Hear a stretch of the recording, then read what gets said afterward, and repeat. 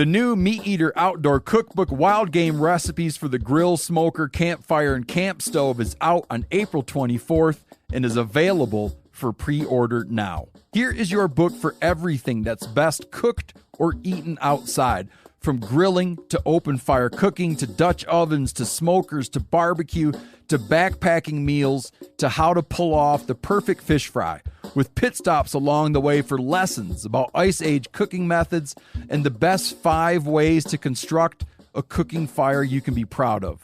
And of course, we're focusing on wild game and fish here with over 100 recipes, including stuffed venison burgers 3 ways, wild duck with ahi verde sauce, a jerky made with cola, a gin and tonic made with fire-charred lemons, and grilled frog legs made with a sticky sweet sauce. This ain't your normal cookbook, so be prepared to be surprised. Pre-order your copy now. For more info, visit themeateater.com. Hey y'all, I'm KC. And I'm Tyler. And this is the elk hunting series from the Element Podcast. If you want to get on elk, it helps to hang with dudes that know elk. And that ain't us, but luckily the dudes that know elk have cell phones, and we called them up. So whether you're a veteran of September or you're just cutting your ivories in the elk woods, you're going to hear something here that'll help you get the full draw this fall. If you find this podcast helpful, poke that subscribe button and go check out our elk hunting playlist on YouTube. Now let's rock and roll.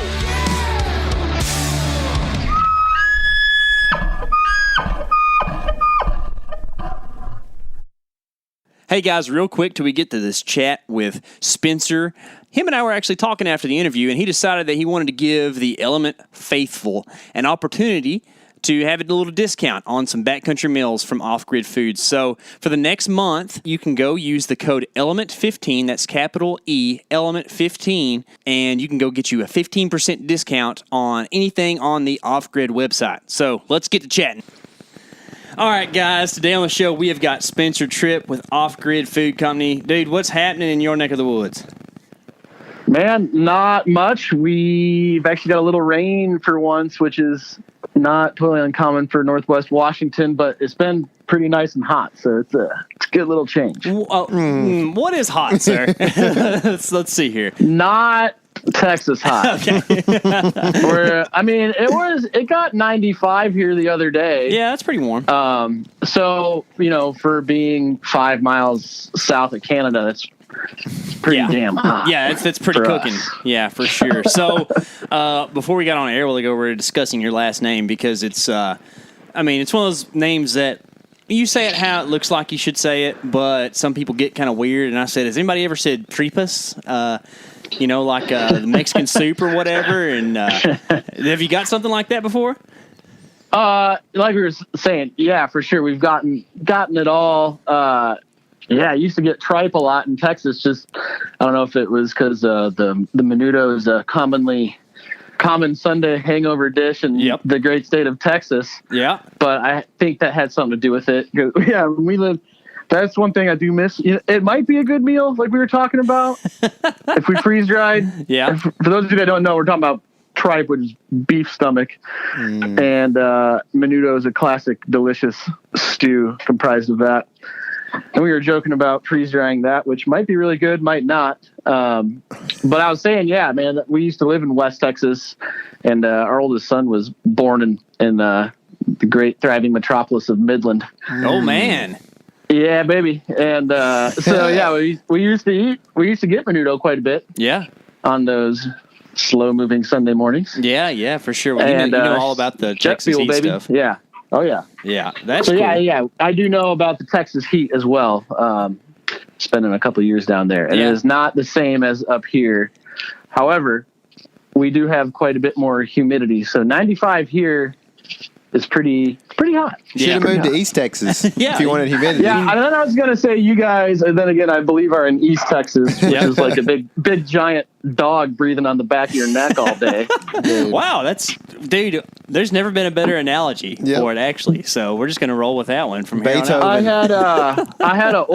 There was an old surveyor I used to work with when we were living down there, and he's from Austin, and that's how he described Houston to me once, and I just kept it alive ever since. Dude, it's awesome. He's 100% right, man. Houston is like terrible. The humidity from the Gulf, just like the rest of East Texas, but then you get the extra 5 degrees added on to the normal temperatures because of all the concrete, and it's just like, oh, it's miserable. It's tough, man. I worked south of Houston for a few years, and believe me, you would get carried away by mosquitoes until you sweated enough that they just couldn't get through the water to That's a good drink. place to garden, though. You know. Yeah, what I mean? that's true, man. That's true.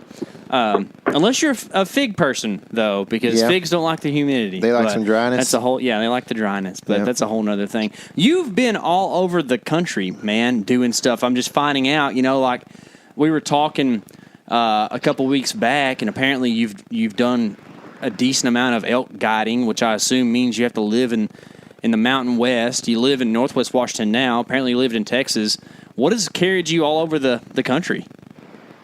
Yeah, good question. And no, it's definitely have hopped around quite a bit. I grew up in northern Michigan, doing a lot of upland bird hunting and waterfowl hunting and whitetail stuff. And always kind of just wanted to move out west. We grew up skiing, and both my parents went to college out in Gunnison, Colorado. Oh, yeah. And so I moved out to Washington actually right after high school. We grew up on the water, and we're Bellingham, Washington, and it's right on the ocean, right on the coast, and technically Puget Sound.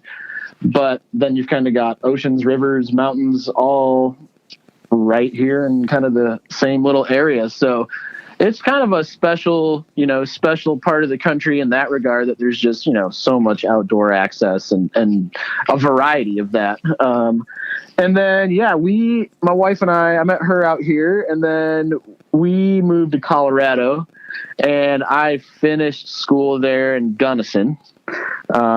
And that's kind of where I cut my teeth big game hunting. Did a little packing and scouting around there while I was going to school, and kind of got thrown right into kind of some of the more, heavy backcountry stuff, not really knowing what I was doing, and just kind of fell in love with it, man. So I don't know if you guys have ever spent any time around there, but it's a beautiful part of the country, and it's super special. And then we moved down to Texas for a couple of years for work stuff, and then back up to Colorado, and had a couple kids in between there, and been back in Washington for about 5 years now. Yeah, got you some souvenirs along the way. That's good, man. Got some souvenirs along the way. And then, like I said, done some waterfowl guiding in a couple different states, and some big game stuff out here in Washington for just the season right when we moved back.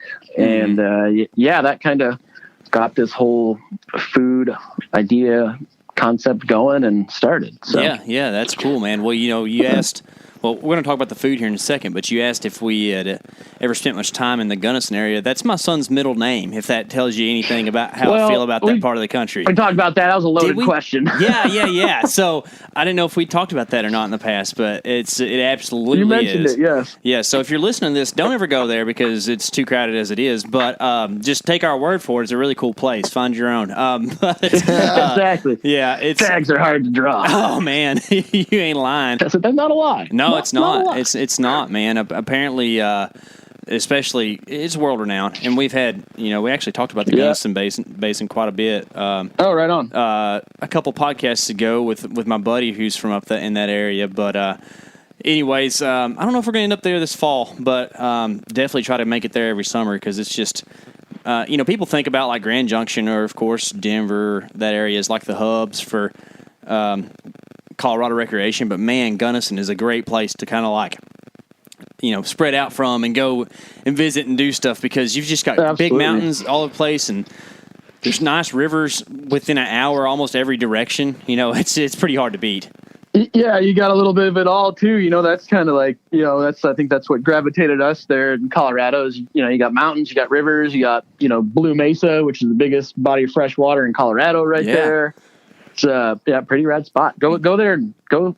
The fishing there is just ungodly, insane, and beautiful. So yeah, we did the Black Canyon thing once, but what I really want to do is catch kokanee. I don't know if it's if it's real cool, but it seems cool. Did you do any of that? It's fun. Yeah, it's fun, man. Yeah. I mean, it's kind of it's weird catching like a little landlocked salmon in the middle of the Rocky Mountains. Yeah, but it's they've kind of got their own little deal going there with it now, and yeah, it's. If we were there right now, it'd be the jam to take the kids out and go do, because it's pretty, when it's on, it's pretty fun. That's cool. Don't they run all the way from Blue Mesa up to Taylor Reservoir? They make that big long trek or something like that? Yeah, they go up there. I don't know if they go past. They got that hatchery, there. That's I guess it would be north of Gunnison, south of Almont. But yeah. I don't know. Yeah, I know. I would assume they go up past that. I just don't know how. I don't know how far. Yeah. But yeah, we used to fish them down there at that stretch from town down to Blue Mesa. Yeah, it was a lot of fun. That's pretty cool, man. I love where I went to school, but now looking back, I'm like, I'm going to encourage my son to broaden his horizons one day. Whenever he decides to go to college, it's like, man, you know where you're named after, son? Yeah, exactly. He might get made fun of there. I don't know though. You know what I mean? It's like, it's might like have to go by the middle name. Yeah, exactly. Gunny. Or that. Yeah. So, I want to definitely talk about some elk stuff because that's kind of why we have you on the podcast. But sure. You've kind of carved out a really neat, sector of, can we call it the industry? I don't want to call it the industry, just of outdoor stuff, right? To where you've kind of got into the food thing, the freeze dried, or yours dehydrated meals. Is that right? We do full freeze dried. Okay, full freeze dried. Gotcha. Yeah, and that's with Off Grid Food Company, which I guess you started how many years back? That would have been spring of 2017 is kind of when it all came together. Gotcha. Do you have a culinary background, or how'd you get into that? Yeah, I do, not like a formal one. I didn't go to culinary school or anything, but I grew up in kitchens throughout high school. I've got some family members. My aunt owned a catering business and a couple restaurants, so have a lot of kind of commercial cooking experience from that realm. It's always been kind of a big passion of mine, and kind of combining that with the hunting is kind of what I really enjoy about, both of those things. Cooking and hunting is a big part of both of those. And so, kind of getting to combine that into, making good quality food for what we love to do is, it's been super fun and exciting and difficult all at the same time, but it's been a blast. Yeah, that's cool, man. I know that last year I had I think it's like the blueberry oatmeal or something like that. Is that right? Is that a thing? Yeah. Oh. So beyond the freeze dried stuff, we do like a line of oatmeals and a couple trail mixes, and then we've got a partner that makes beef jerky for us as well. Oh yeah, I had a little bit of that too. I remember, and then like a trail mix or something like that. But it's good, tasty stuff, man. So this is how we're going to get into the elk hunting stuff. This is the segue, or segue, as I have a friend who calls it. Why is it important to have nutritious, good meals when you're doing backcountry stuff? Great question. It's always, I feel like a lot of guys kind of look at I think there's two ways guys kind of look at their hunting trips. There's the guys that look at it, that go out and starve themselves because they think it's going to be their way to diet for 10 days. Terrible. They're going to drop 10, 15 pounds. I've known guys oh no, I'll be all right. I'm fine. And then there's the guys that, the other spectrum that use it as kind of like a cheat week or whatever, because they're out there grinding and working hard and, burning a lot of calories. So, hey, whatever I can get, kind of get away with eating whatever is one of the other mindsets. And kind of where we came in was, a lot of the backpacking type food that's out there doesn't really have the focus on it we thought it should be, which is kind of like the performance-based aspect of those foods, and kind of changing that mindset to, if we're out there hiking and climbing and glassing every day and kind of working your tail off just to even get into some of these spots, why wouldn't you want to treat your body like it's a very valuable piece of equipment and take care of it? And a lot of the stuff out there just didn't do that. or maybe it did that on some level, but wasn't really designed or specified to be going in for like a 10-day hunt. Yeah. And with the goal of, packing an elk out for whatever, 5-8 miles, so we kind of felt a lot of those products just weren't really meant for, or were they, not that they weren't meant for it, but weren't designed specifically for the demands of kind of like the backcountry hunter, or really the kind of extreme backcountry hunter, or just backcountry outdoor enthusiast in general. And just the people that want to kind of put a little more care and thought into what they're eating as well. So we really try to go at things with that kind of like performance-based nutrition, and everything's all good, clean, whole food ingredients. We really try to we don't put any funky preservatives in there. And that's also two parts. Like we're small enough where we can do things in a pretty craft manner, and keep the quality really high. So yeah, that's kind of our whole, MO and basis is, when you're out there for, a weekend or 2 days, you can probably get away with, not properly fueling yourself. But if you're going with the intent of staying out there for 5 days, a week, or 10 days, if you've ever done that, nutrition starts to become really important really fast, at that like day 5 mark. Yeah. Where if you haven't been hydrating or eating right, you're going to really start to feel it. So, in my opinion, it can really make or break, both the enjoyment and the outcome of your time back there. Yeah. If you eat right, if you take care of yourself, if you kind of take some, put some basic guidelines to what you're doing, you can really extend your time and enjoyment factor out there.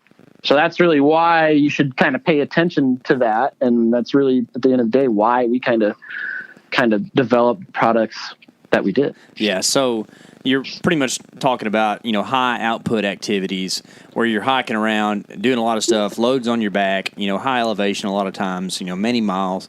And what I found when I'm doing that kind of stuff, like around home, I have the type metabolism where I have to watch what I eat just so I can maintain weight. Some people aren't that way. I am. I'll get fat. I'm the same way. Yeah. So, I have to make sure and eat. I gain a pound just looking at it. Oh, man, me too. And it's not the desserts, it's like I just like volumes of good food. It's not like the sweets. Yeah.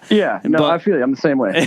Mashed potatoes, man, give them to me. But when I go to the mountains, it's a lot different, right? But like if I'm at home, I have to make sure and eat healthy. Well, it sounds like you have a healthy meal.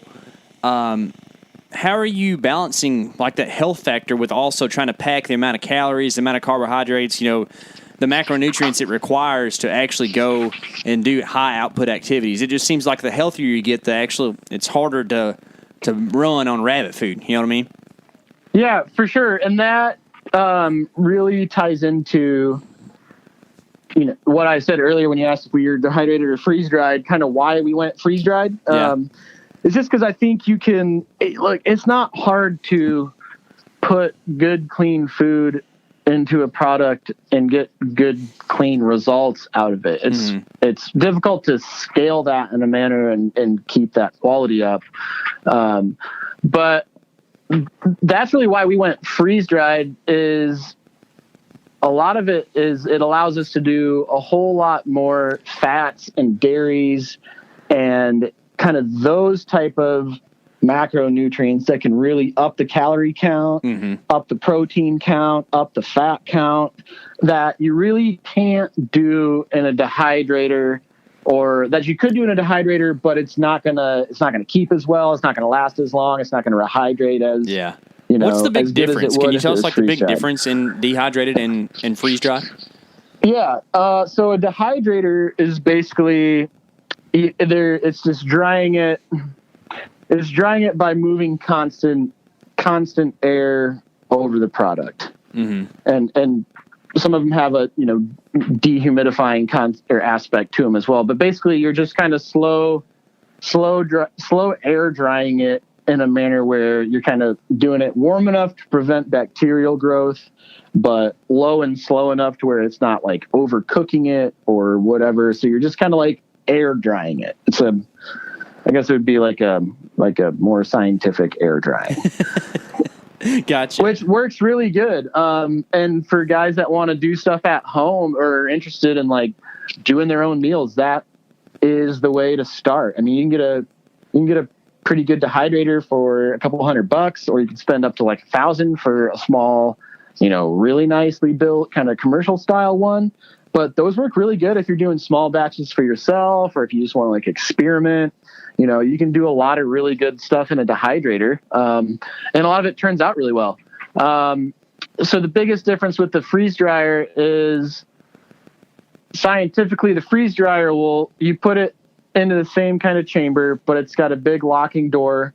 It deep freezes it. Our machine takes the food product on a tray to -90 Celsius. Ooh. And it puts it under a deep vacuum pressure once it's frozen. That's the same temperature of a deer stand in Kansas, by the way. Yeah. -90 C.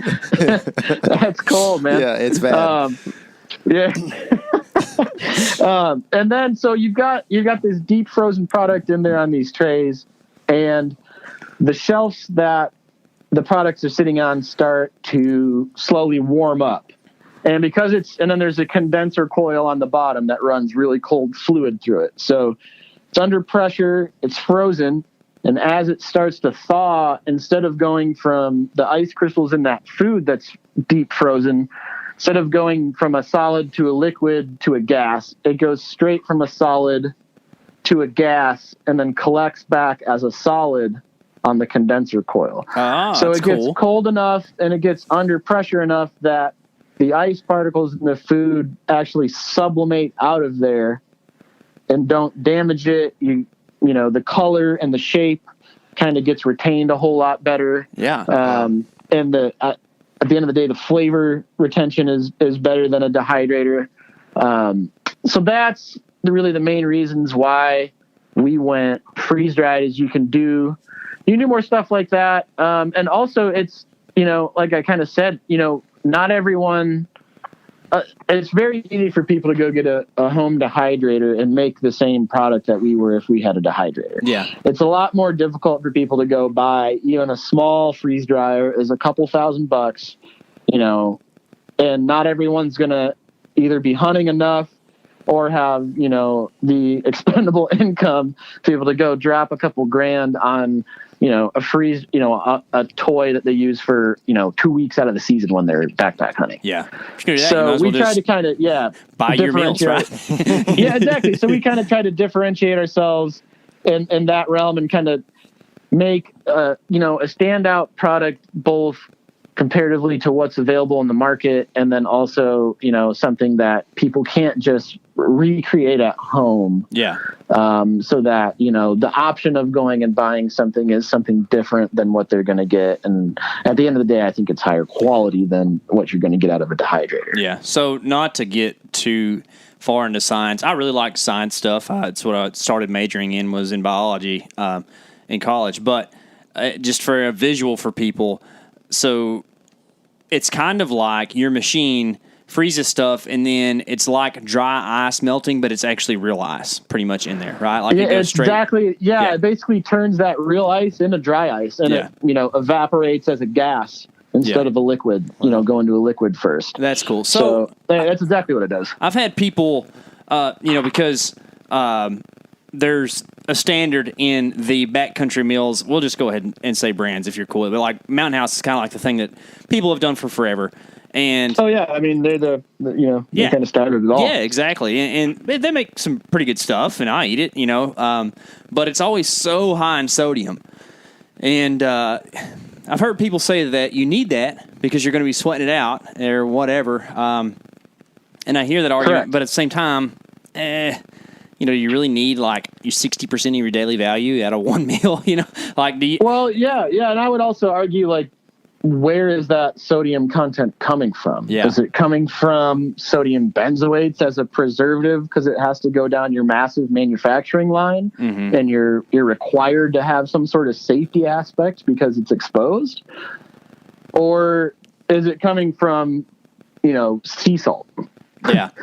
I think there's a big difference in when you talk about sodium content and your sodium intake.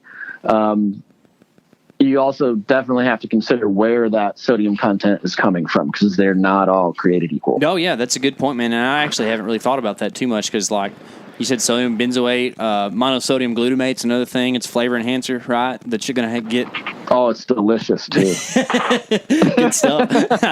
Not good for you, but, I mean, not to get on too much of a rabbit hole here, but you would be surprised how many really nice steakhouses sprinkle straight MSG flakes on their steaks. Yeah, I believe it. It's a very high percentage, if not most of them. And it tastes good. Oh, yeah. But like it also will things. swell you up like a balloon so you can't untie your boots at night. Yeah, So, not good, right? there's time and place for a little sprinkle of MSG. The backcountry is not my preferred environment. That's funny. So we want to get into some hunting stuff, but your meals are kind of on the pricier side of things, compared, and they're not like super expensive, right? But they're a little bit more than like what your standard thing you're going to buy at Academy for us or Bass Pro or whatever. Yeah, I mean, I'll be straight up. They're probably the most expensive ones on the market. Yeah. And there's no hiding that. They are. I mean, if you're willing to put that price tag on something, there's got to be a reason, right? So, why are they pricier like that? They are simply pricier like that. Just based off of what goes into them. We really try to source local produce as often as we can. And all of our meat is super high quality. So it kind of just goes back to the quality in, quality out kind of concept with things. Our raw ingredients cost a whole lot, and they're priced the way they are, which doesn't really allow for us to do a whole lot of wholesale retail stuff with them. Yeah. Otherwise, they'd cost $25 and no one would probably buy exactly. them. So, I would argue, we do have, I would argue the highest quality, best tasting meals out there. But at the same time, they are the most expensive. And they're also right now the hardest to get because we can't make a whole lot of them. Yeah, So I noticed that you're sold out on your website so. until like a certain day, and then you restock and everybody buys it. Is that that's the business model, right? Yeah, that's kind of how we've had to do it is, it really kind of blew up in our faces last summer, and we were kind of in test mode. And we're going to release some small batches. This was before we had the big commercial freeze dryer, and we just had a small army of the small ones. And that test phase kind of turned into extreme demand phase. Yeah. And it's good and bad. We've made a whole lot of gains in that aspect since last summer, and we've got this new big commercial freeze dryer, and it's been a whole lot smoother, and we've had a whole lot more meals in people's hands this year than last year. But that's, our biggest crutch is production capacity. So, I mean, we're going to have to, at some point, find a way to scale that up and get more of these machines. But we've also kind of done everything on a super, grassroots basis and, don't have, an investor group behind us to, fund that kind of growth right off the bat. So, we're really kind of just trying to manage and focus growing that from that kind of direct to consumer model. And, that's kind of been making a weekly drop or two of the meals just kind of as we get them done and packaged up, and they kind of get out the door as fast as we can make them. So that's our, next thing is, kind of figure out, all right, we've got what seems to be a likable and desired product. How do we, get this to a point where we can, make more of them and get it in more people's hands. So if you're having to kind of, get things out the door as fast as possible, it sounds like you may be limited on your time during the season. How does that affect your hunting? Yeah, it's definitely affected that. But it'd be a lot different if I was still saying living in Michigan or somewhere where it's not as easy for me to sneak out for an afternoon or a quick overnight or a weekend. So that's definitely hacked into my hunting time, which will hopefully someday lead into a plethora of hunting time. Yeah. But, so it's definitely, would love to hit the woods more than I do, but you were sending me some sweet videos from on top of a mountain this past weekend. I think you're up looking for bears. Yeah, we were. Like I said, it's nice that we can get out and sneak out for an evening or an afternoon or an overnighter, kind of do those quick little bonsai trips. But yeah, we had some buddies up in town, and one of the guys from Vortex was up in town with a friend of ours. So yeah, I took him up into our bear spot to see what we could see, and what we saw was the berries needed another 2 weeks or so before it kind of really. Did y'all see those with spotting scopes? Yeah. But no, there's a couple bears up moving around there, but it'll be super nice here in a couple weeks when those berries are all ripe up in the high country. We can get those bears moving up out of the timber, and they'll just be out there feeding all day. And are you going to actually be hunting, or are you going to be harvesting berries for your freeze-dried meals?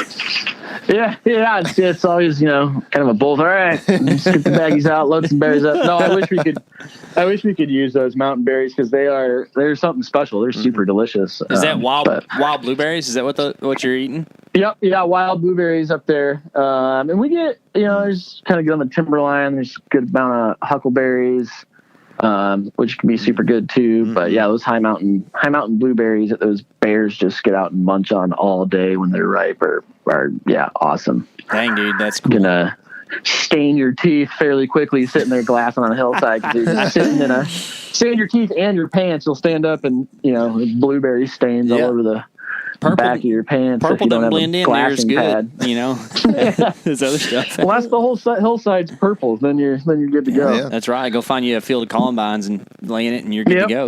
So I mean, some people just make their camo blue. So that's right. So it's fine.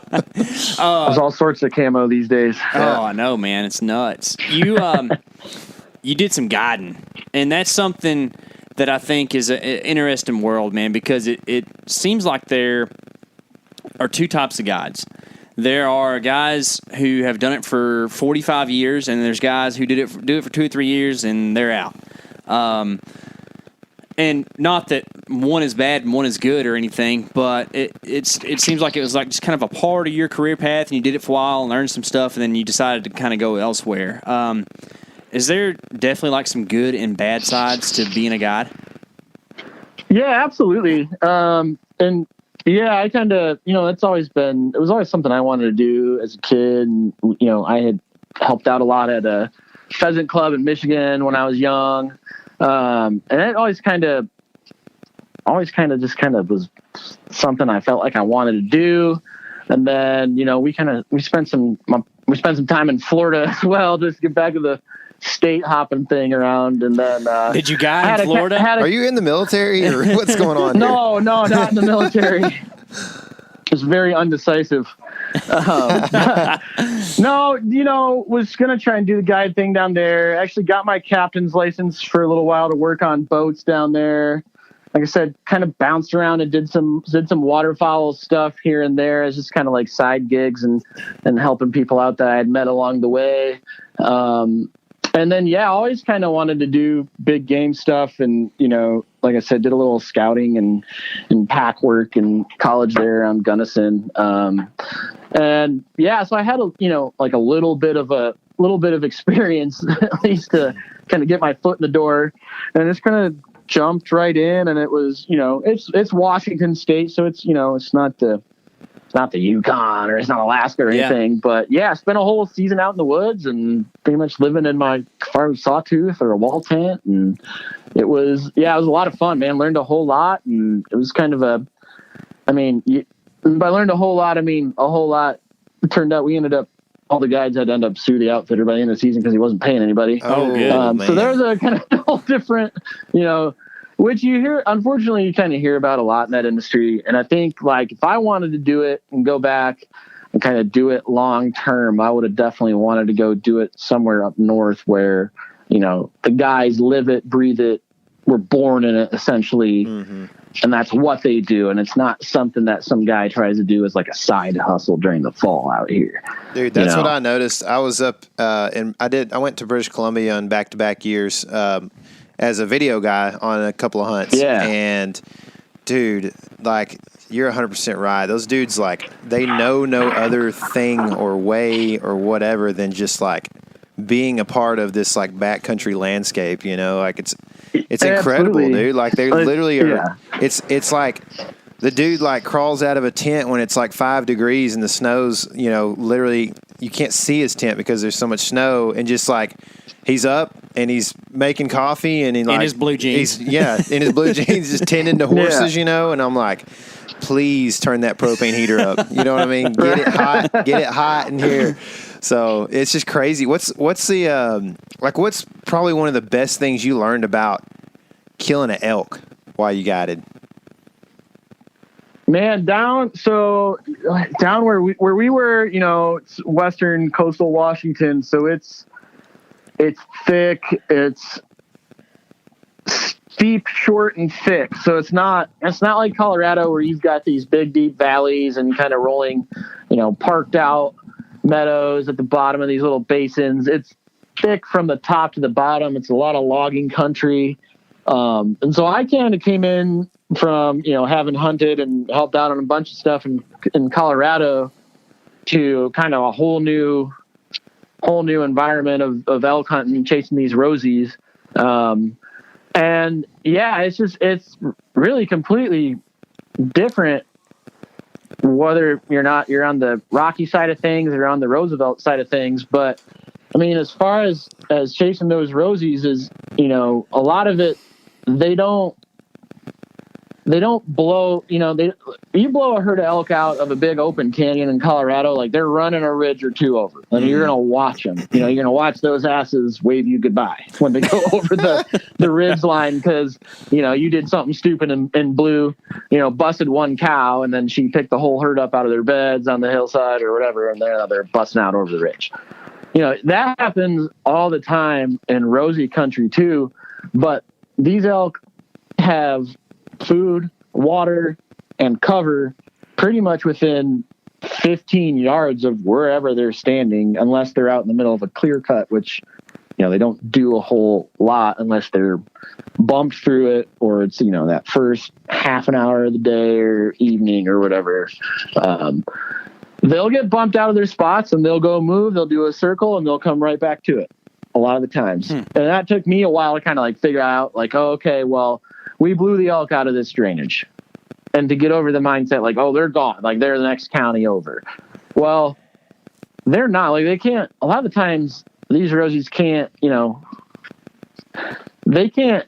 I think a lot of times they're going off of stuff that they hear, and then they're just spooking. It's a lot of times, yes, they'll catch your wind, and yes, they'll see you, quite often too, but a lot of times it's super thick, and you'll have your wind right, and they don't see you. They don't smell you, and it's so thick you can't be super quiet. So you're kind of trudging through there. At some point, it's screw it, let's go full send because we're not going to be quiet anyways. And 9 times out of 10, you'll end up bumping them out of there. But that one time you go in there super aggressive and kind of play their advantage to their disadvantage and realize that they can't really. They're disadvantaged too in there because it's so thick. And a lot of times they get curious, especially when you start calling them. They can't see you until they're 5 yards away either. So figuring out how to use that terrain to your advantage when it kind of seems like a disadvantage, and knowing that, those elk might just bump up and make a big loop throughout today, and they might come back here this evening. So let's just play this smart and try and either figure out where they're going to loop around through here, go try and intercept them again, or realize let's go the next drainage over, try and find another herd and come back tomorrow. Yeah. So when people talk about elk hunting, what would you say, 99% of people are talking about Rockies? It's Roosevelt's just kind of really don't get a lot of pub. and they're kind of particular, right? They don't live in a lot of the country. But you've kind of guided both, hunted both. I got a couple questions on that deal, but I guess first, like, is that something that guys should be paying attention to and trying to go hunt Roosevelt elk because it's different and cool? Yeah, I mean, my honest opinion on that, I think there's a lot of, between Washington and Oregon, there's some good opportunities.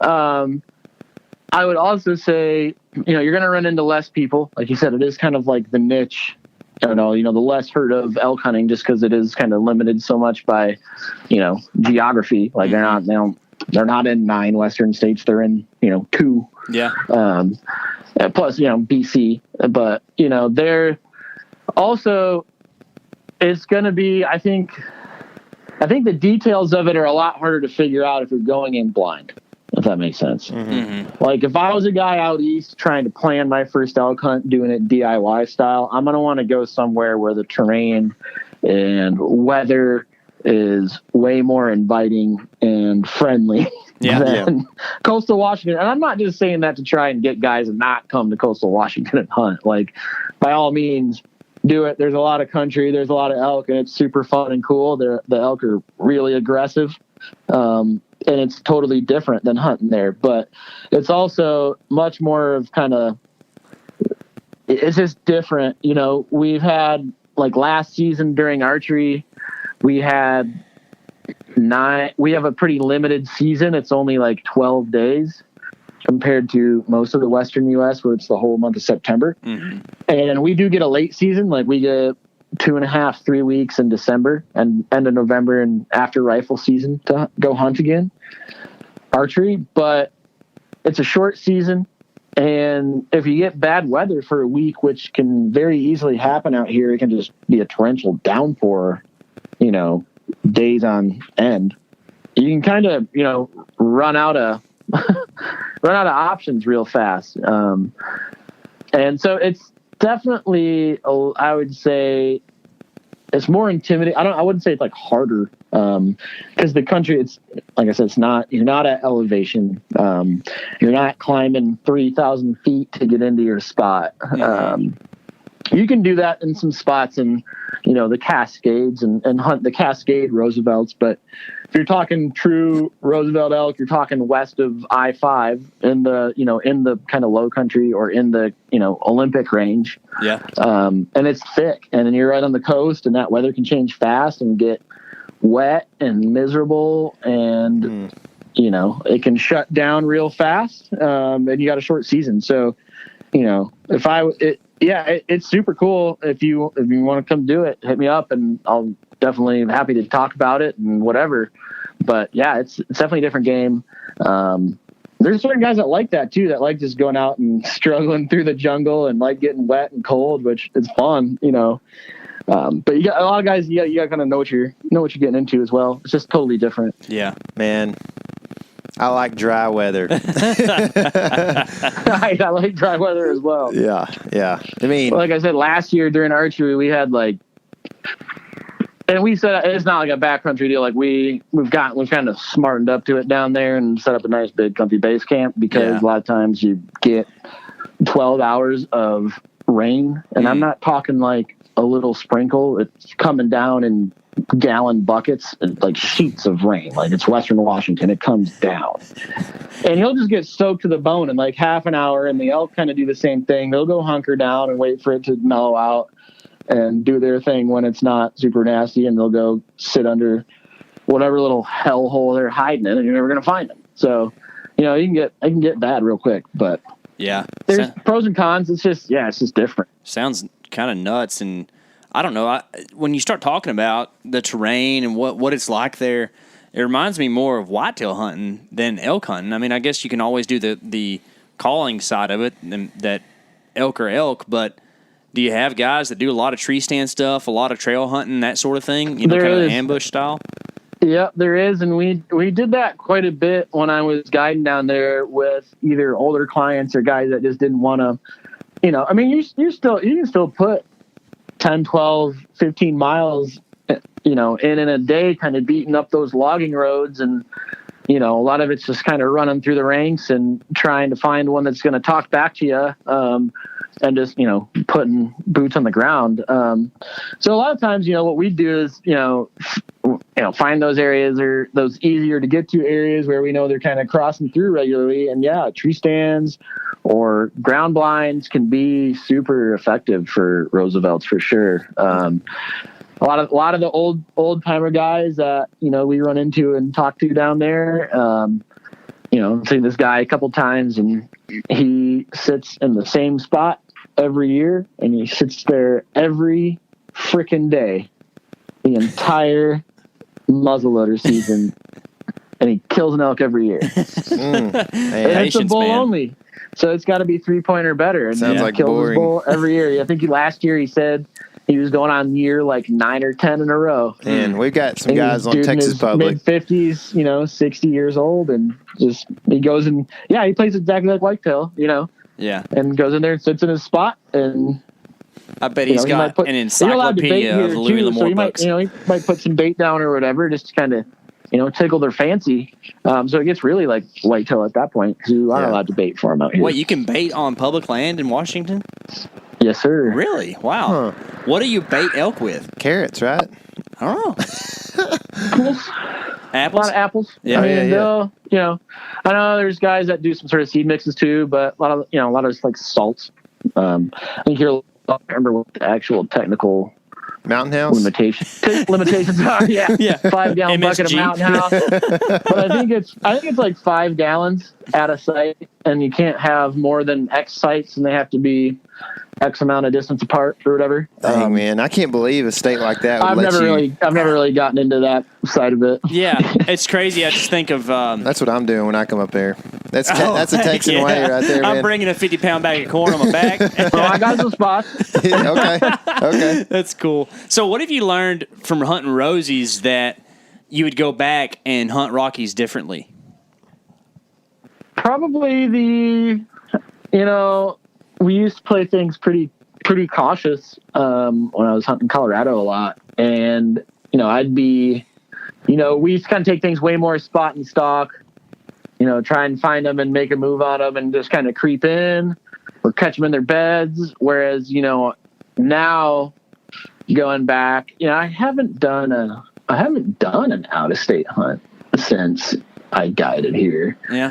But I would definitely take a lot more of the aggressive tactics back with me, and kind of just combine the two and get in there and glass and watch herds go into their timber and just find the best way to get in at them and go, shake them up out of their beds, which, is pretty common now, but, 7-8 years ago when I was, living there and hunting, that wasn't we didn't have YouTube and Instagram and all this cool stuff. Dude, to you're right. find all this information at the drop of a dime, which don't get me wrong, is awesome. Yeah. But yeah, like if that was, if I could watch, a lot of those videos, angry spite guys that are, the Roosevelt OGs out here have been doing it for a long time and they're really good at it. Shannon Mobbs and Corey Ford,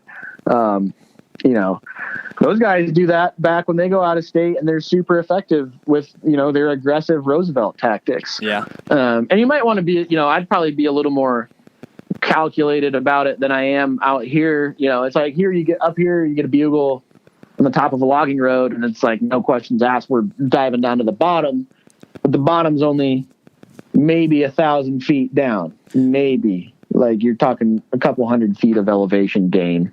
It might be straight up and down and be full of deadfall and Devil's Club and blackberries and all sorts of shit. Devil's Club mixed with deadfall? That sounds... Devil's Club is a big old briar, right? Isn't that what you're talking about? Like a big old sticker Devil's bush? Club out here, it's kind of got like a big maple looking type leaf, but It's got these kind of big thick stalks on them, and they've got spines all up and down them, and they stick in you and fester and itch, and they're Fester's one of my least favorite descriptions. break off when you try to pull them out, and then they fester in there. Get septic. That sounds tough. That does sound pretty intense. Stuff. Yeah, that's cool. But, yeah, that's what if I was taking some of the Roosevelt tactics back towards, say Colorado, for example, I'd probably take, some of those aggressive calling tactics with me and just be a little smarter about playing the wind and not so just, gung ho dive off the top of the ridge. Cause out there, you're going to have, the consequences of dropping off the ridge to the bottom might be 3,000 feet, not, not 800 or 500. So you gotta, and you're not at elevation. So 500 feet climbing, on all fours here at sea level, essentially, is a lot different than, dropping 800 feet, when you're talking, 8 to 12,000 feet in Colorado, depending on where you're at. It's like doing it with an oxygen pack in Washington, Yeah, absolutely. Yeah. So, I would definitely take the aggression back with me, but you do, on that note, got to be a little more cautious, or I would be a little more cautious, at least, or a little more tactical about my approach and try to, really maximize every stock or opportunity. So you're not, burning yourself out every day, blowing elk out, having to go reset and find a new basin or just, get back to looking. Sure. So I kind of have always been under the impression that, like, the rosy stuff it's hard to get them to talk, and like that calling is supposed to be sparsely done and this kind of thing. But you're kind of talking about a little more aggressive approach to this, right? Yeah, that's, I guess when I was doing that was kind of like when, the Born and Raised guys got super popular with their videos. And like I said, the Angry Spike guys have been around for a long time, but their stuff kind of got super popular, the last handful of years. And that was kind of the same time as that. It was, I guess kind of the same. I heard a lot of the same, premonitions like, oh, rosies don't talk. They don't talk. Leave your bugle tube in the car, youngin. Kind of stuff like from the outfitter I was working for. And I just found it to be extremely different. Like, you might not get the early morning activity you'll get in some of these other western states where you're sitting up on a ridge and you hear 10 or 12 bulls crack off, throughout that basin. But if you're, just on their own, doing their own rutting and stuff, I mean, you'll hear them bugle out here on their own, but it's not as common. And if you do get one to respond to you bugling at them or cow calling at them,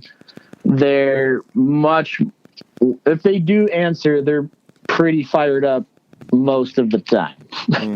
Man. Obviously not all the time. But, it's like out here, if you rip a bugle off and a bull down the bottom immediately fires back off, it's like, okay, let's figure out how to go kill this bull, because he's got hot cow down there, or, there's hot cows somewhere and he's fired up trying to, stake his claim, round up his harem, and kind of get to business. September, baby. Okay.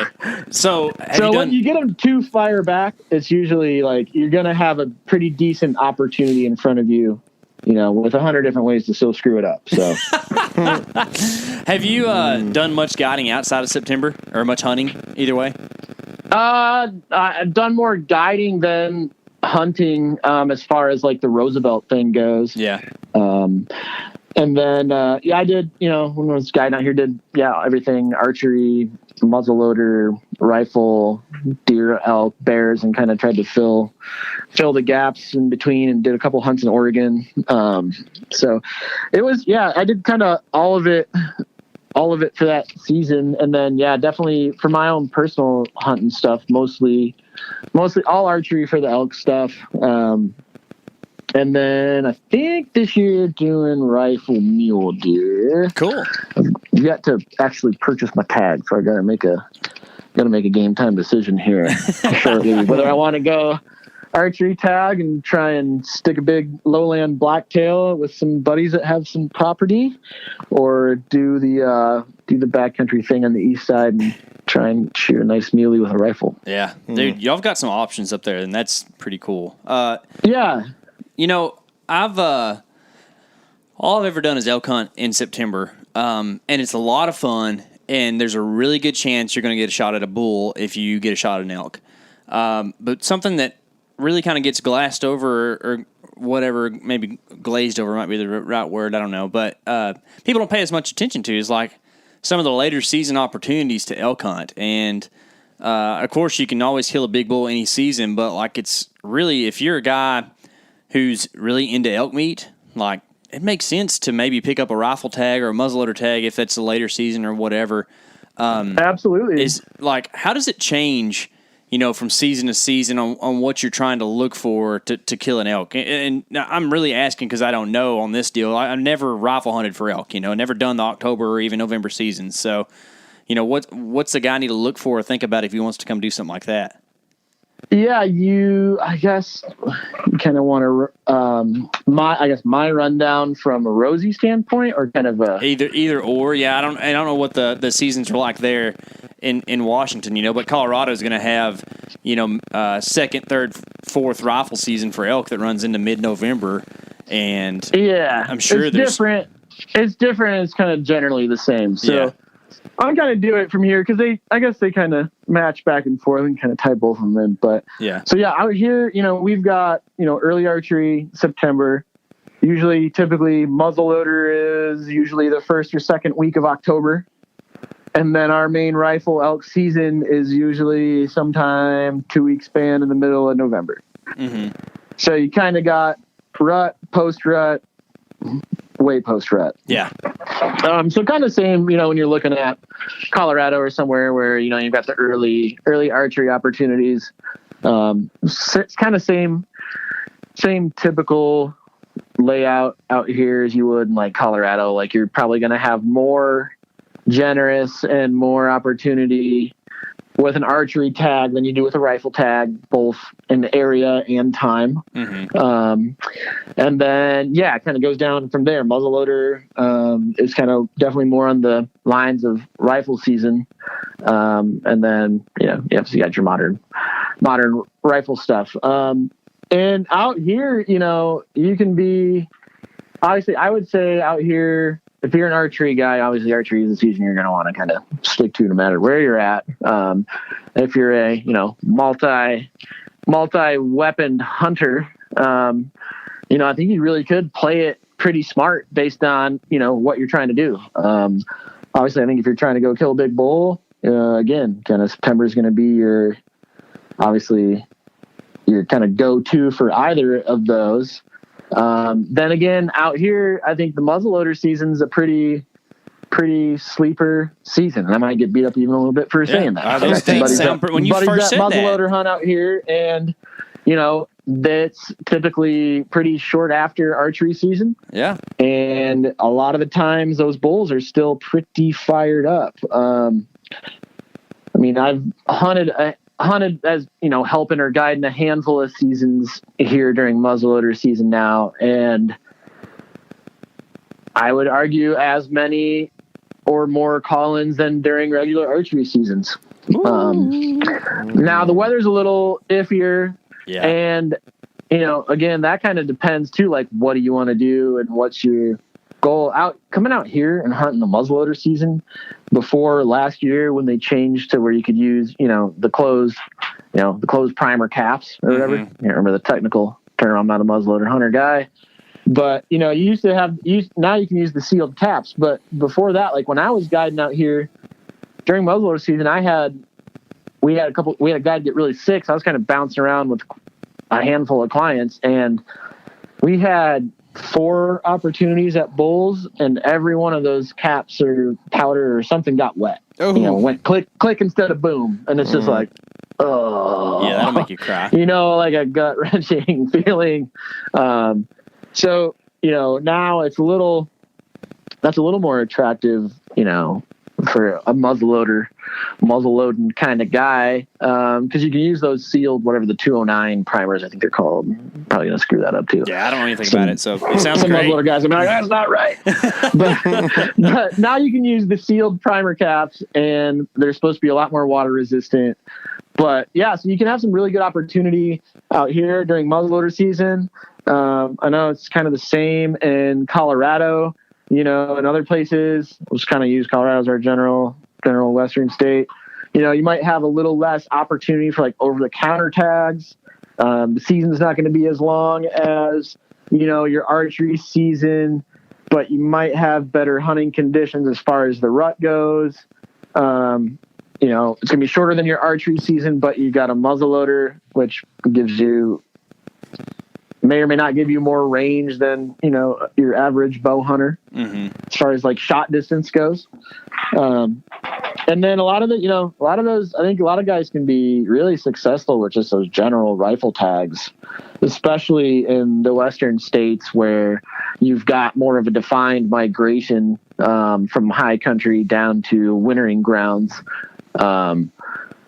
If you're willing to get in there and get back in there and go where other people aren't during those times of the year in November and, in the Rockies, there's a lot of people that don't like doing that. Like going back to the -90 in a Kansas tree stand thing, it sounds all fun and games and easy until you're, still at even that time of year, 9,000 feet going up and down, super steep canyons, trying to find these elk on their way down to their wintering grounds, which can be, you can catch them out in the open in the sagebrush and all that kind of stuff, but you also got to be willing and prepared to deal with, kind of more full winter climate, all that goes along with that, and gear and preparation and, equipment.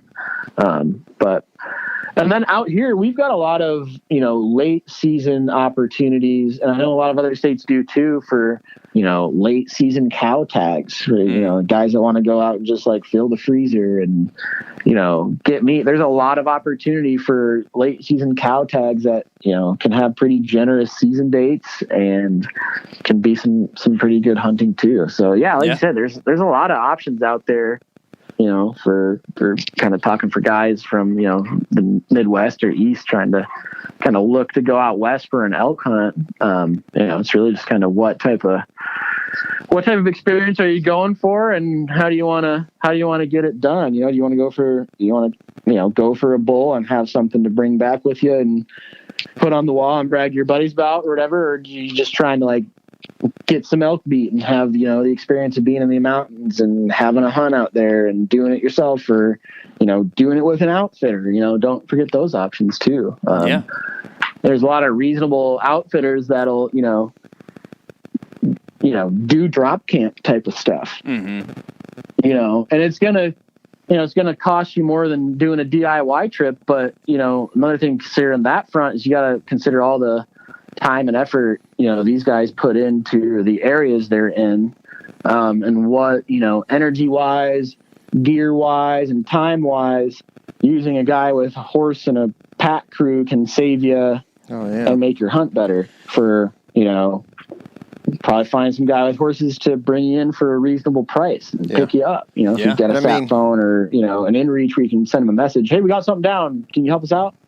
That'd be another big tip I'd give people, kind of having done some of that on the working side of it, is don't be afraid. Like if you're going to book a hunt out West, call all those outfitters out there, call the meat packers, call the, butcher shops and ask like, hey, is there anyone around here that can help us pack something out if we get something down further in than where we want to be? Just kind of get all your options accounted for and figure out what makes it, I'm all about having fun out there, as well as I like the type 2 fun of pushing it and going for the sufferfest. I enjoy that too, but I also enjoy my time out there when I'm glassing. And, for sure. If there's little things I can do, especially, coming from somewhere else, and that's even from my perspective of being out West, if I'm going to a new state or a new spot, or, we're talking about trying to do some DIY Alaska stuff soon, I'm definitely going to be trying to utilize some of those resources that not everyone might look into to kind of figure out how I can make it more enjoyable for myself and more effective, and more successful all at the same time. Yeah. So, you're talking about the drop camp stuff. That's something I've always kind of been interested in, and I even considered last year on a hunt that we were doing. But I always kind of wondered, if you're not paying a guy his full, guide fee, and he's just dropping you, are you guaranteed a list B type spot, or kind of, you know what I'm saying? Yeah, and there's like with everything, like there's always a caveat. Like you definitely want to vet out the people that you're going to be doing that with. Like ask them for references of people they've done that with before. Look through their Facebook page, look through their Instagram, find people that look like they've done business with them or utilized their services before, and call those people and ask them. Like worst thing that's going to happen is they're going to tell you like, they're not going to answer the phone. It's like they might give you a quick like, oh yeah, it was awesome, or oh yeah, don't call that guy. And that 30-second phone call can be, of having someone's reference can make or break your trip. Yeah. Mm-hmm. Yeah. We've had that. We've had that on a fishing trip where we definitely should have vetted out where our help was coming from a little further in advance, because it was like all of a sudden, we're in Alaska and dropped in between like 4 different camps. Mm-hmm. Yeah. We had the same so kinda... you definitely want to like vet out the service you're going to use before you just go drop $1,000 or between the group of you or whatever it is for that pack out service or drop in. Whatever it may be, just do your research for sure. Luckily nowadays we actually live in the time where you can do that stuff. We had a similar situation on the Gulf Coast in 2001 or 2 or something like that. I was in middle school, but like we wanted to go tuna fishing, off the coast. So like we just called a marina and got a number for a guy and went. Well, this was just like some rich kid and his buddy who owned a boat. It's like they weren't like really guides. I guess they had their license or whatever, but like there was no way to tell like if they were decent at what they did or not, and they weren't. So it really, they found out pretty quickly. Yeah, after a day of fishing with them, like, oh yeah, well, I guess we won't ever do that again. But like, nowadays there's so many resources. I think even like I drew a tag in New Mexico last year. I think you could get the names of the guys who hunted the unit. And get on, or at least in some sense, or something like that. Like either way, there's like all kinds of ways. For instance, I got on Rockslide and figured out who had hunted the unit in the past, and like reached out to people and stuff. And it's like, it's crazy the world we live in where things are so interconnected. And I don't know, there's definitely some negatives about it. There's no such thing as a secret spot anymore, and yada yada. Like it's just, I don't know. Everybody's got a map in their pocket. Yeah, I get all that, but like, man, you can take those things and make them for a positive for yourself. Oh, for sure. If you can sort through the BS or all the fluff information that's out there, there's a whole, like you said, Rockslide, like. That is a very, very valuable place to get Western hunting information from. You can sign up for free and scan that forum all day. And there's a lot of really good conversations on there, and guys drop quite a bit of knowledge on there, if you're paying attention. It's so funny. There's a lot. Yeah, because guys will like say something, and then like 7 guys will be like, oh, well, you ruined that spot for everybody. Yeah, there's that too. But even there's little like just little tips and tidbits that like aren't like, go to this ridge line, like spot blown kind of thing that you can pick up from, reading a lot of those articles. And Rockslide especially, like there's a lot of the new stuff that has a lot of like great information on it. But yeah, if you're looking for like firsthand experience stuff, like Rockslide, like the guys that run Rockslide, Ryan and Robbie, are the real freaking deal. Hard to pull them out of the backcountry, animal killing, giant killing machines. Yeah. And everyone that's, the majority of people that are on that site are real deal type of dudes. So, and they're all super nice. You can get on there and send guys messages and they'll respond to you. It's kind of like that cool backcountry hunting community where guys like, oh, well, if you approach it right, like don't just go ask guys for their spot or like ask them some, very blatant question that's going to like kind of turn them off from wanting to like help you. Like do some research on your front end, like go into asking a guy if he's hunted this spot, say like, hey man, I know you've drawn this tag. I drew it too this year. I've been kind of looking at blah, blah, blah, blah, blah, blah, blah. Like if he's hunted it before, like give him a little something to get a little something back, Yeah. Just be super nice about it, and you'd be surprised how much info, you can get from guys that will save you a whole lot of time and effort. And, you know, they're not going to give you like their GPS spot and like tell you exactly what to go do to get it done. Even if they did, most people still probably wouldn't be able to go do it, you know, at the end of the day.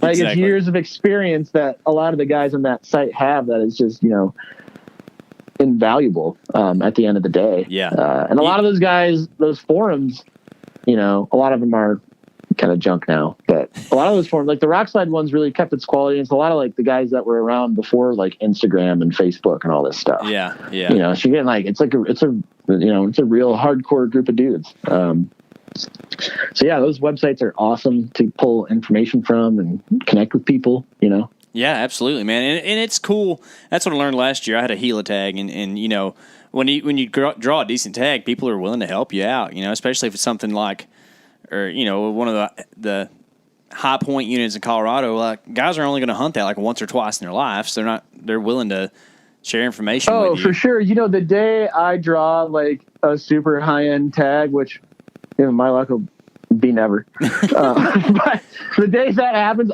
everyone's going to hate me because I'm going to call everyone that's ever drawn that tag. Oh, yeah. Or I'm going to post on Off Grid Food Instagram page, I drew this tag.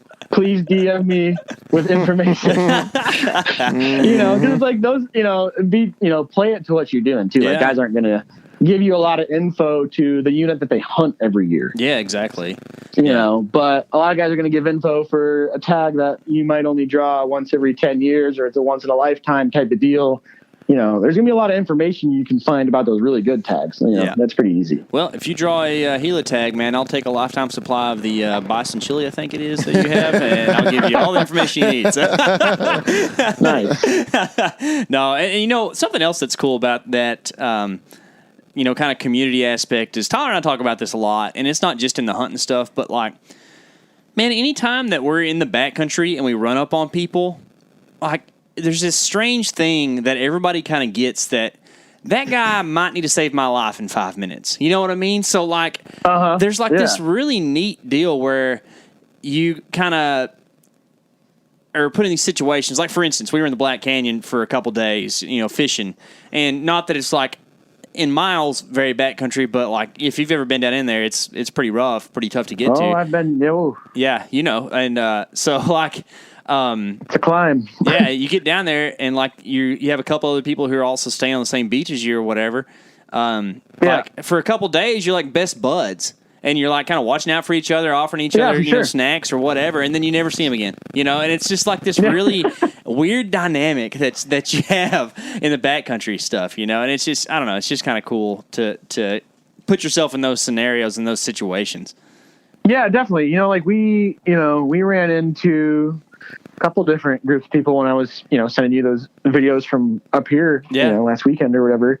And yeah, it's just guys, hey man, what's going on? You know, you guys see anything? Or tell them like, oh, we haven't seen much. Like, what have you guys been seeing? Guys, there's some berries on top of the hill that were looking like they were starting to get ripe. And it's it's like it's a lot more enjoyable when everybody's friendly out there and not all cutthroat. Yeah. They were glassing the same bowl as we were. So if we saw a bear, I was getting there first. Oh yeah. But on the trail, we're be friendly and nice, and it's awesome. You can kind of like makes the whole being on the mountain thing better when everyone's friendly about it. That's the public land whitetail game that we deal with, man. It's like as cutthroat as things get, man. And we do, well, of course we're slightly in the public eye, but either way we try to be as good at humans as we can. But man, there's some folks out there that are just knock down your tree stands, steal your trail cameras, that whole thing. It's not the way to be an outdoorsman. It's just not a good deal. It's not a good look. No, yeah. I'd rather, be, friendly about it. And we've definitely had some, people looking for where we're at and looking for our trucks when we're elk hunting and stuff. So we kind of try, dude, you got to watch Google Maps, man. Every now and then. They'll run that arrow across there, and then you see, like, you can tell what trucks are at trailheads. Have you ever noticed that? Yeah. Oh, yeah. You got to watch that stuff, man. And I don't know, it's never really happened to me, but, like, I don't know what you'd do if, like, it somehow did give away something, because your truck was there or something. New truck every year, man. Yeah, that's it. Yeah, we figured that out. We had a guy that was like, every time we left a spot elk hunting last year, his truck was also at the parking spot we were at. Oh, sneaky guy. I finally just let him know. I was like, dude, it's been like 4 days. Your truck has been parked behind mine every day. And that's all it said. He didn't see him again. That's funny. So sometimes it's like, all right, like, Yeah. have some boundaries about it, Yeah. So tell me this as we kind of wrap up. If you're packing your pack for a couple day trip through the backcountry, say you're making like you have enough for 4 days of food before you make it back to the truck. You're making a pretty decent sized leap or whatever. Yeah. Don't tell me every item of food you're going to bring, but like on a day, what's a good nutritious amount of food for like an average sized guy who's going to, maybe hike 5 to 8 miles in a day hunting? Yeah. So just kind of a quick rundown of how I kind of pack my stuff. I'm a pretty stout dude. Yeah. So I'll really base it off of what I'm planning on doing too. Like if I'm going bear hunting, I know like out here, a lot of the hikes in are, fairly short, but very steep, 3 miles and 3,000 feet of elevation gain. Mm-hmm. Like that spot I sent you videos of last week. Yeah. Super steep, super not very long, but it's like a set of stairs the whole way up the side of the mountain. Gosh. So I'll kind of adjust my food stuff, not necessarily calorie wise. I'm just going to shoot for 3,000 to 3,500 calories if I'm going to be in the backcountry, kind of, ready to be cruising around and mobile and what I need to do. But a lot of times I'll adjust kind of what I'm eating based on what I'm doing when.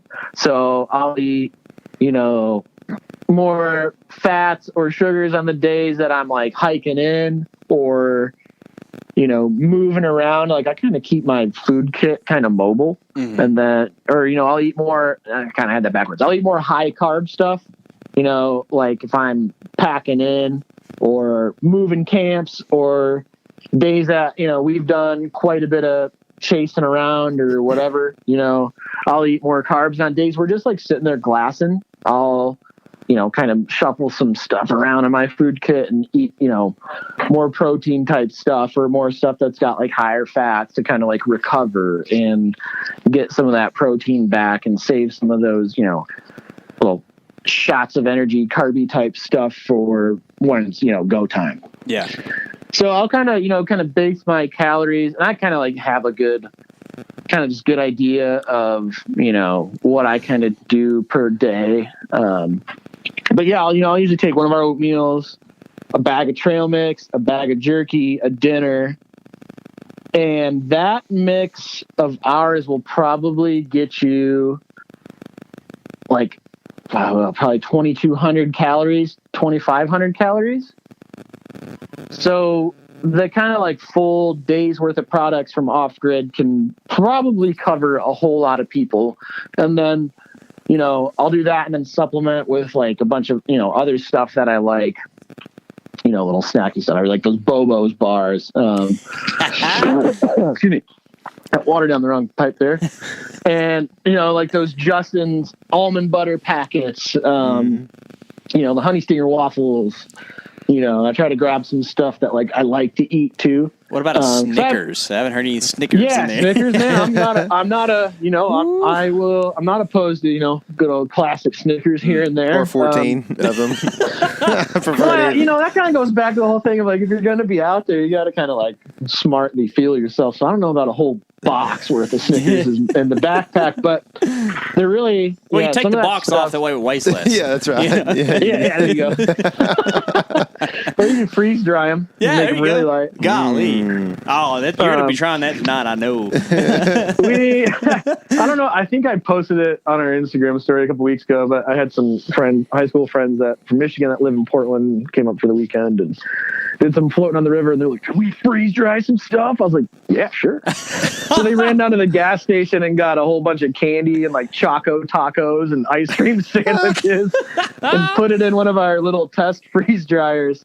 And my a freeze-dried Choco taco is pretty good. Yeah. That sounds all right, man. I would We had do like that. Skittles and peanut butter cups and York but- peppermint patties. They did all sorts of crazy stuff. Why that was, freeze like, dry a Skittle? Like, what's it do? It turns it into like a hardened ball of sugar. Oh, okay. Like not chewy. It just crumbles in your mouth. It's like a pop rock. Ooh, Yeah, that's interesting. exactly. Yeah. But no, back on the food thing. I kind of I'll shuffle my stuff around and like our baseline of products. Like if you went with one of everything from each line of our products, you're probably like between 2,000 and 2,500 calories, depending on what variety you're picking.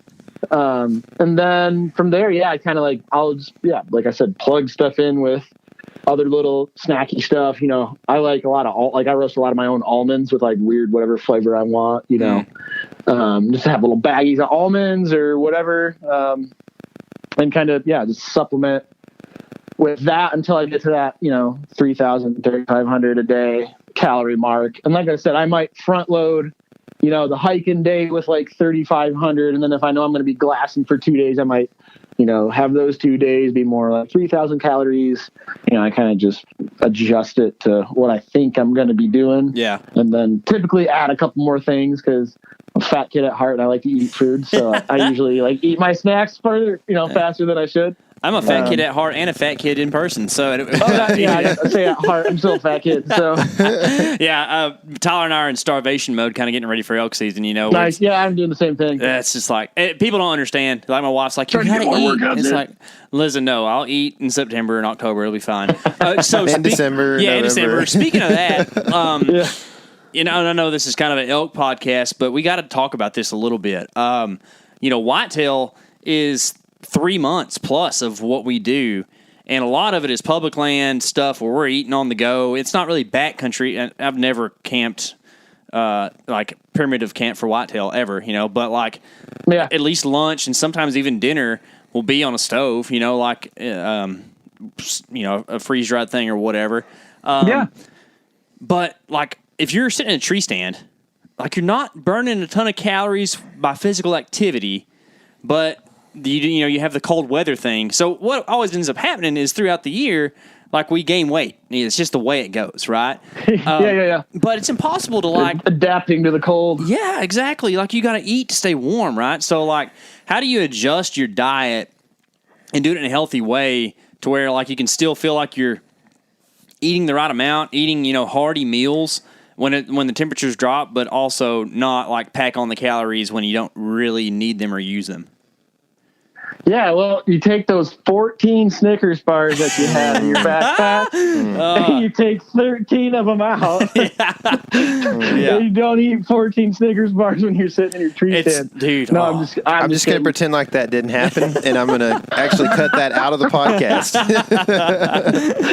No, I'm just kidding. But yeah, I don't know. I'm not a nutritionist or anything like that. So, I just kind of, as far as that, like, as cheesy as it sounds, like if you're trying to dial it in, like take notes.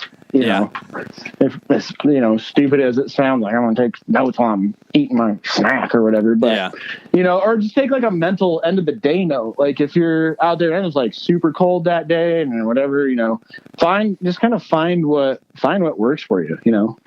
Obviously, if it's like super cold weather and you're just sitting there, like I said, when I'm kind of glassing, like I would assume the same thing kind of transfers over. Like I'm gonna eat more fatty type stuff like almonds or whatever, that's gonna still give me some energy, be calorie packed, but it's not like a oat bar where I'm gonna take down physically 4 ounces of food or whatever, where I could eat like an ounce of almonds and get as much protein and fat content from it. So I think who eats an ounce of almonds, man? Come on. Well, wherever the food company, sometimes you got to work in like legal serving sizes, which are like made for the lollipop gang. I don't know who came up with that, but that's funny, man. Where do you get sizes for a child?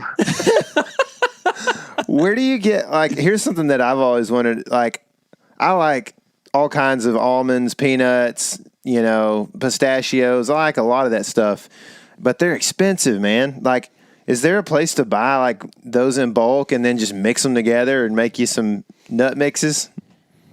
I mean, I would just check like most of the nicer grocery stores now have a good bulk section. It's probably going to be your best bet besides buying like a 25-pound case from like a wholesale supplier. Yeah. I was hoping you'd say Amazon. That lasts me like a month. I would do that, obviously now, like when I'm making my own little like mixes and stuff, I'm spoiled because we have, giant boxes of it at the shop or whatever. Yeah. But, I would go, I still go hit the bulk aisle and get like dried mangoes, dried bananas, some of the fruit stuff that I like to bring. We didn't touch on that, but I like to bring dried fruits. Mm-hmm. I'll dehydrate a bunch of stuff and fruit stuff in my dehydrator. So I still use a dehydrator quite a bit.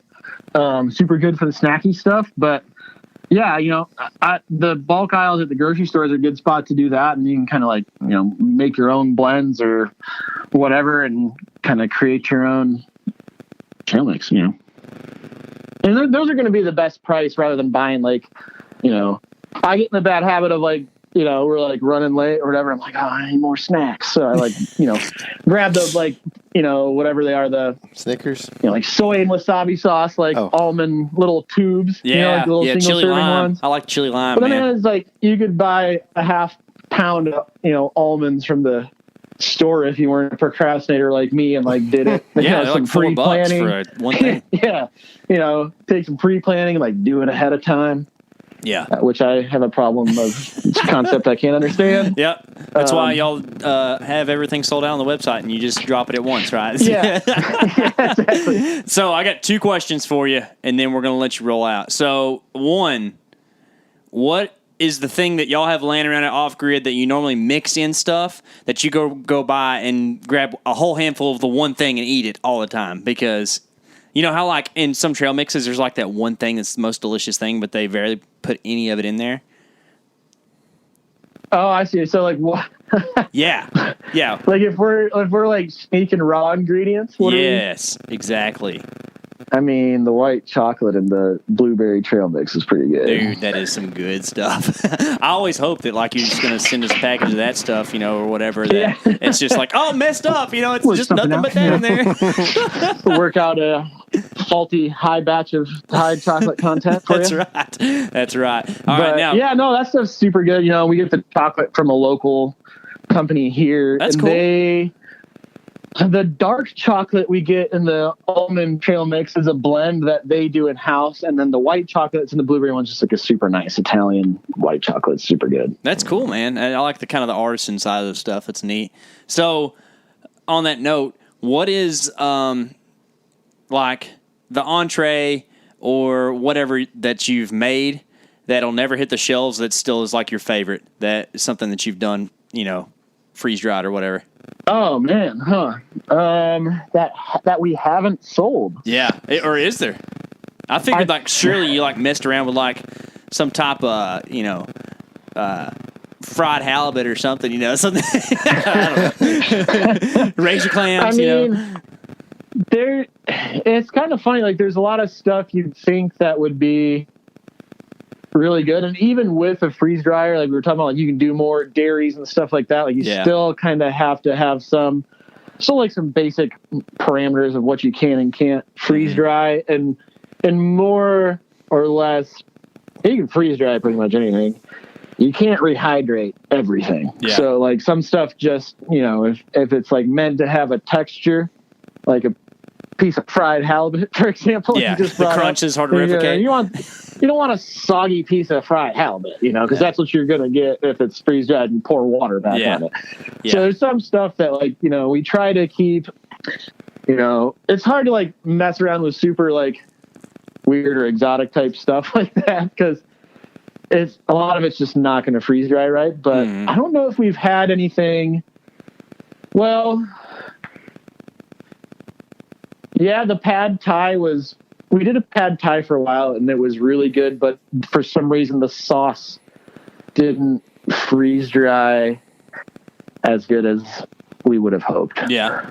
So it was really good, but it didn't have the didn't have there was a lot of oil content in it, so it didn't dry as much as some of the other ones, and it wouldn't have had the same shelf life, or would have been at risk of spoiling much faster. Yeah, no reason to mess around so with that one was super good, but we don't do that one anymore. But there hasn't really been one that if it was like really good that we haven't tried to sell it or make it available. Gotcha. Yeah. So, well, I don't blame you. You're trying to sell product, right? So if it's good, put it out there. Yeah, like I said, you kind of have like, there's a reason why we have a lot of like pasta dishes and rice dishes and stuff that's like would be pretty easy if you just like put it all in a bowl and mix it up anyways. Yeah. You know? Yeah. Like, you're not and it's carby you gotta try and to stuff like you keep need. the base recipes of stuff that like you wouldn't want to keep separate on a plate is kind of what we like. Yeah, that makes sense. Because at the end of the day, it all kind of becomes no matter how well you treat it before it gets freeze dried, it all kind of gets mushed together at some level. Like you're never going to, come out with a new technology, you're never going to be able to like, perfectly rehydrate it is exactly how it was. Yeah, it's all soup once you eat it around a campfire. That's kind of how it ends up being. Yeah, exactly. Yeah, cool, man. Well, if people want to, get some of your high quality meals and whatnot, where should we send them? Yeah, best place is the website. Like I said, we're mostly direct to consumer, and that's just www.offgridfood.co. And we're Off Grid Food Co. on Instagram and Facebook, and that's kind of where we put all the updates when we do the meal releases or drop a batch. We'll kind of post it up there before we do it. And then, feel free to get a hold of us there, or, our numbers are on the website. We love chatting, hunting, and food. So if anyone's got any questions, give us a call and get you set up the best we can before, the seasons fire off. Two of my favorites, hunting and food, man. Well, good. We look forward to the ceviche that you're going to come out with here pretty soon. The Texas edition, some pico de gallo and an enchilada. I heard that's coming out soon. So he says enchilada. Enchilada, baby. Get down with that. I'm just joking, man. But good stuff, man. Thanks so much for hanging out with us and talking with us and really talking the gamut of all things outdoors. But we really appreciate it, Spencer, and have a good night, man. Yeah, no, thank you guys. That was fun, man. Appreciate you guys taking the time out of your day to chat food and whatnot. So really appreciate it. And guys, remember, you can use that code ELEMENT15 to get that 15% discount from Off Grid Foods on all their delicious, tasty meals. And let me tell you real quick, my favorite is the blueberry oatmeal. Now that was some killer info. Don't forget to subscribe, and a 5-star review means a ton to us. Remember, this is your element. Living it.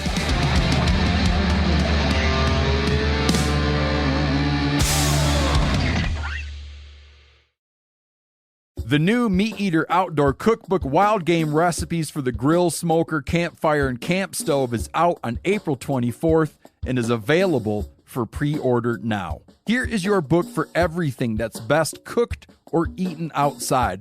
From grilling to open fire cooking to Dutch ovens to smokers to barbecue to backpacking meals to how to pull off the perfect fish fry, with pit stops along the way for lessons about Ice Age cooking methods and the best 5 ways to construct a cooking fire you can be proud of. And of course, we're focusing on wild game and fish here with over 100 recipes, including stuffed venison burgers 3 ways, wild duck with ahi verde sauce, a jerky made with cola, a gin and tonic made with fire-charred lemons, and grilled frog legs made with a sticky sweet sauce.